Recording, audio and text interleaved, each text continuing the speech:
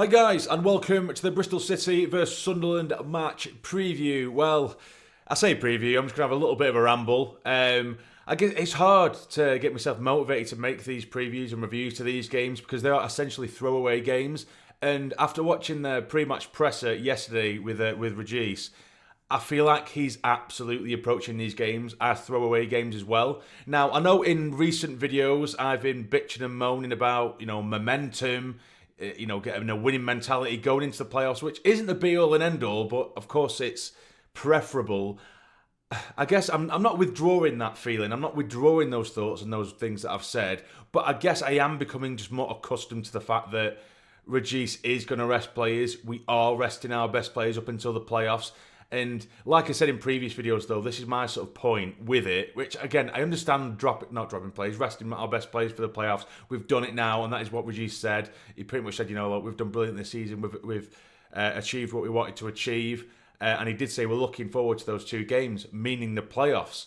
So it almost, for me, just spells out that he is just treating these next few games as a throwaway game. But as I was going to say in previous videos, my point is that we still have 5 games after. It's a lot of games, and we have sort of clinched the playoffs for a while now, and we've been treating a lot of games like throwaway games, and to keep on doing it, and for another 5 games as well, not only are you going to end up building a losing mentality, granted you will have your best players available for the playoffs, but you're going to have a losing mentality. Those best players aren't going to be sharp, and the fans as well, the fan base as a whole, who are still paying a lot of money to go away to places like Bristol City and even home games, which of course you have to pay for it in itself anyway. They're still paying money to see us literally throw away games. Now, Rodgers says that, of course, he's done his homework on Bristol City. He's done the best we can to set up the team and this, that, and the other, which I don't doubt there's some kind of prep and setup. But in recent weeks, and which I'm fearful that I'm going to see for the next 5 games as well, is there has been zero character, zero personality, and I can't work out what we're trying to do. I understand, I've said it before, when we've lost games, but I can see what we're trying to do, be it a bit of wing play or trying to play out from the back in certain ways and try to do A, B, and C. There's a million different systems and a million different ways you can play. As long as I can see what we're trying to do, I kind of understand it a bit more and have a little bit more leniency. But when I'm seeing these performances go in week in, week out in recent weeks where there isn't a press, there doesn't seem to be any movement off the ball, there doesn't seem to be a system or a style we're trying to go for, we're just characterless, personalityless, there's no oomph within our play, no one's fighting for a second ball. It's like, I don't understand what we're trying to do, and you can't expect fans to be buzzing watching if this is the way it's going to go, you can't expect fans to be on side and absolutely buzzing to watch this shit for another 5 games, then expect them to be up for the playoffs, because you're depleting fan morale by putting out these shite performances. And again, I think you just need to find that balance of, yes, resting your better players, but not just shoehorning in players that haven't had minutes at all and giving them an hour, 80 minutes, and then chucking our best players on for the last 10, 15 minutes and hoping something will happen. I think it just makes everything really disjointed. And you need to find that balance, as I say. But I am becoming more accustomed to the fact that we are just going to start resting our best players. That's a little bit of a ramble on with. And again, it is just, I keep repeating myself, and I'm going to be repeating myself for the next 5 games if we keep playing like this. But it is just finding that balance. Maybe starting LFA for 50, 60 minutes, or maybe bring him on the 50-minute mark of the 60, not 20 minutes, and just. And I know that what people have said, and people have said, momentum isn't everything. Look at Southampton, they lost X amount of games before heading into playoffs and they won it, or this other team have done it in the past. That's fine. I'm not saying it's impossible to win the playoffs without momentum. It's just absolutely preferable to have momentum and then have fans on the side as well. And I know also other people say, well, what if Lafay gets injured, or what if Job gets injured, or what if so-and-so gets injured? That's the name. That's the name of the game. That happens. There's only an element. There's only so far you can take that line, because what you're going to do all season, just bubble wrap all your best players and say, oh, but he might get injured.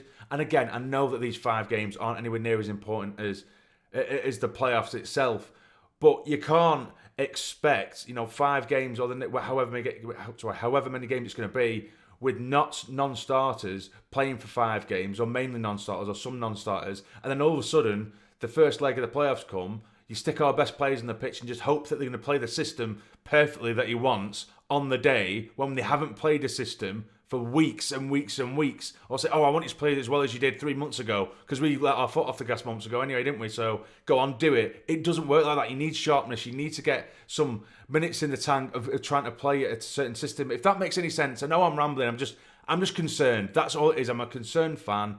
And yes, I know if we lose all the rest of the next few games, we're still going to be in the playoffs. That's fantastic. Great. Is that ideal? No. But anyway, we're moving on. Somewhat anyway.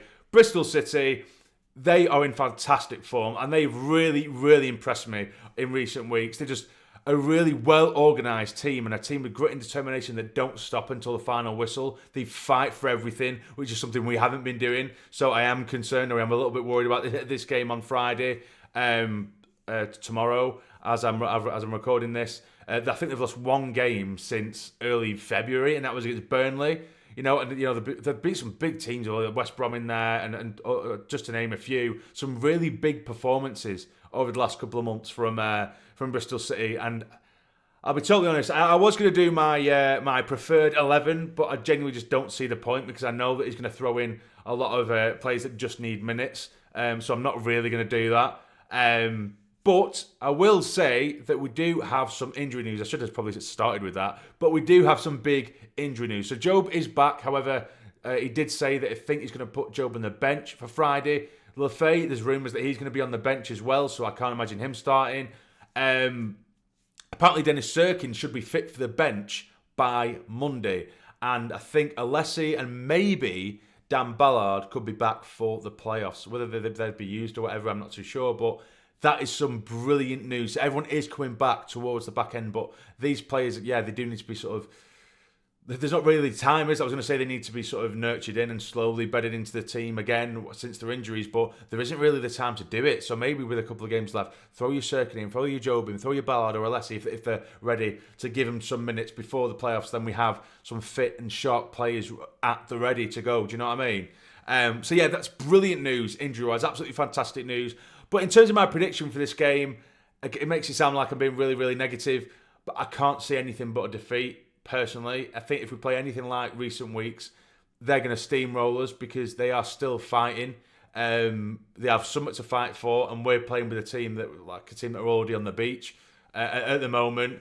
And again, we don't have any personality to our game. Our press isn't there. There isn't really the work ethic that I would like to see in the Sunderland side at the moment. And Bristol City absolutely have that in them. That's what they do. They're a very strong team that do fight for everything. And sometimes if it's passion versus passion, it's work ethic versus work ethic. I think the high work ethic is going to come out on top, and I think that will be in Bristol City's favour. So I'm going to go for a 1-0 Bristol City win, which is I think that's the first time this season, or maybe second time, I've actually predicted a defeat, but that's just the way I see it at the minute and the way that we're playing. Hopefully I'm wrong, of course. It'd be great, like I said, even if we do get beat, which I think we will tomorrow, unfortunately, or maybe a draw. All I want to see is a performance that we're going to be proud of, because they have been borderline embarrassing in recent weeks. So I want an improved performance, regardless of the score. Yes, it isn't the end of the world, I get it. Momentum isn't the end of the world, maybe. But I do want to see us start performing. Just shelling out shit performance right on the shoulder of the playoffs isn't ideal. But anyway, I'm going to leave it there, guys. I know I basically just rambled with this one. Let us know what you guys think in the comments down below. Again, I would have done my preferred 11, but there's just no point, because I know that it's going to be changed around. He's not starting our strongest place. There's no point in telling you what I would prefer at this point. But we'll see anyway. But let us know in the comments down below what you think. But yeah, do us a favour, hit the like button. It's massively, massively appreciated. And subscribe if you're not. There's so many of you guys who are watching regularly, not yet subscribed. It really does help out. It means the world. But anyway, we'll see. I'll give you a review tomorrow evening. See you there. How are the lads? Come on!